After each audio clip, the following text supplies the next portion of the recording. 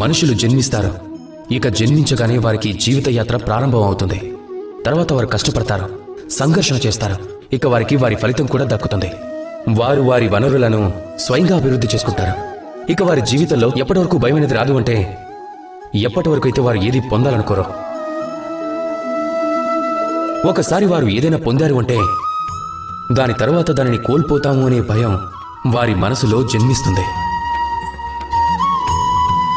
కానీ వారు అదృష్టం, జ్యోతిష్యం, ప్రారంభం వీటిని చూడటంలో నిమగ్నమైపోతారు. నేను మిమ్మల్ని ఒక ప్రశ్న అడుగుతాను. మీరు ఈ ప్రపంచంలోకి వచ్చినప్పుడు ఏమైనా తీసుకొని వచ్చారా? ఈరోజు దానిని కోల్పోవటానికి ఏదీ లేదు. మీ చేతిలో కేవలం మీ జీవితంలో ఏ క్షణం ఉంటుంది అంటే ఏదైతే మీ చేతిలో ఉంటుందో అదే, మిగతాది ఏదీ కాదు. మీ చేతిలో ఉండేది కేవలం మీ కర్మ మాత్రమే. అది జీవితంలో అదృష్టం చేత నిరాశ చెందదు. ఎవరైతే అసఫలం వల్ల కృంగిపోరో వారే ఈ జీవితంలో విజయులవుతారు. నాకు ఒక విషయం చెప్పండి, మీ దగ్గర ఏమీ లేనప్పుడు మీరు ఏం చేశారు? కష్టపడ్డారు, సంఘర్షణ చేశారు. ఇక ఏదైతే మీరు పొందాలి అనుకున్నారో మీరు పొందారు. మరి ఈ రోజు అన్నీ పొందారు అంటే మరి భయం దేనికి? ఈ జీవిత చక్రం మిమ్మల్ని కష్టపడకుండా ఆపేస్తుందా?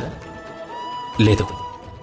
అందుకోసమే మీ చేతుల్లో రాసి ఉన్న మార్గాన్ని ఎప్పటికీ వెతకండి.